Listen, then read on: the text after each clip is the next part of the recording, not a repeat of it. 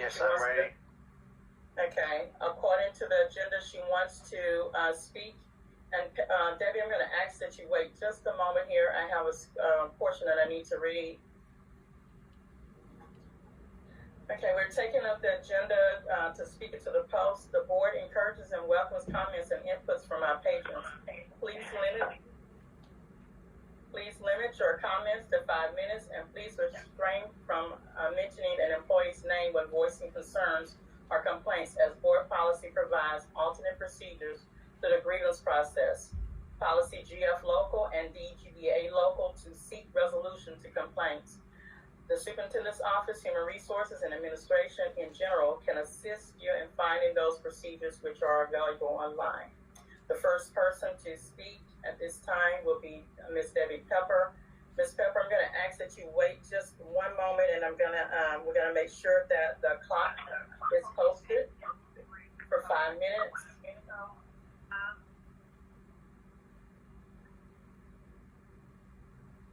Okay. Ms. Pepper, if you're there, could you stay present? And make sure that you're unmuted, Ms. Pepper.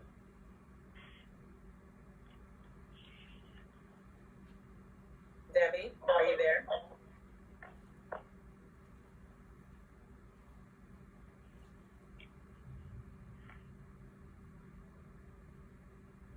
Debbie Pepper.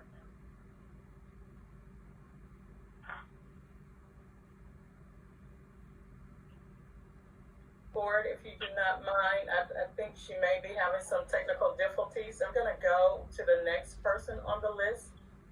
Miriam Collins, are you present? Yes, I am. Okay.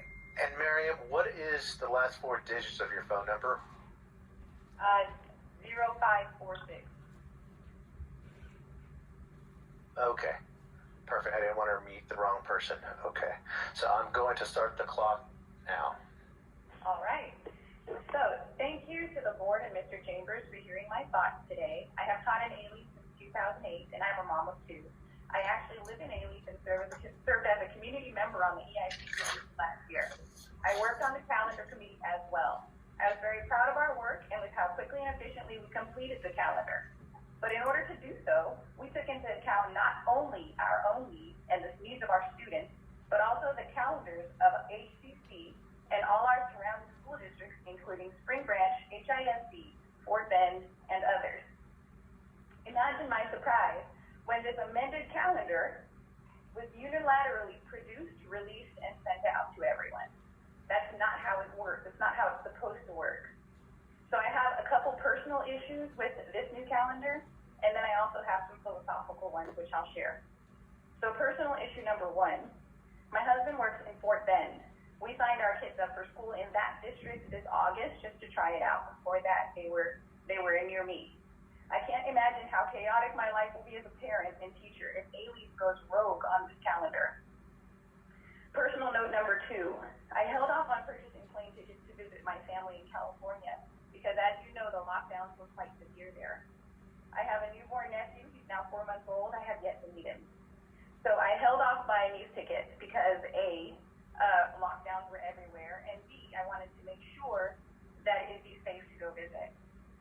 So knowing, as I did, how our calendar was laid out for the year, I carefully chose dates in late July when I thought it would be safe and when I knew I would be off. 2 days after purchasing these tickets, because I held off trying to find a perfect time to do so, this new calendar was released, and now I won't be back before the first day of work, and that's really, really frustrating. Okay, aside from these pragmatic issues that only affect me personally, I also have some philosophical ones. First issue, even though the district and Mr. Chambers have denied the accusation that it appears the district is moving towards experimentation with a year-round school model, we teachers have seen it, we've observed the changes, and we've maintained our skepticism. When Mr. Chambers applied for District of Innovation status, it followed very quickly that our summer was shortened and shifted. And in my mind, innovation means technology, laptops for our students, maybe a smart board in each classroom as HISD has done. But year-round school is not innovative to me. It's a very old idea, and it failed. I'm from California, and I can tell you it was not a success, and there's no data to back it up. If some government entity is paying us to try it and experiment on our students, it is not due to overwhelming evidence of past success. I do not appreciate what appears to be a crisis being used to fulfill such a vision. Second philosophical issue.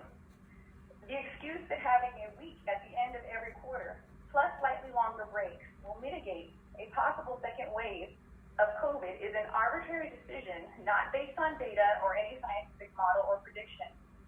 This first wave took a 2.5-month chunk from our school year. How does a week here and a week there mitigate the effects of a possible second wave? I submit only putting laptops in the hands of each student will help teachers and students overcome a possible second wave. In summary, the decision to change the calendar after the school year has ended is arbitrary and unilateral. It should be done with planning, and it should be done with teachers and students in mind. Thank you very much for your time.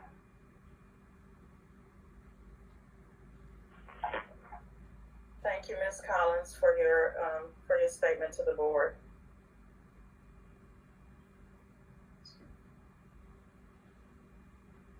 Rod, as that clock runs down, I'm going to ask if Debbie Pepper is now online.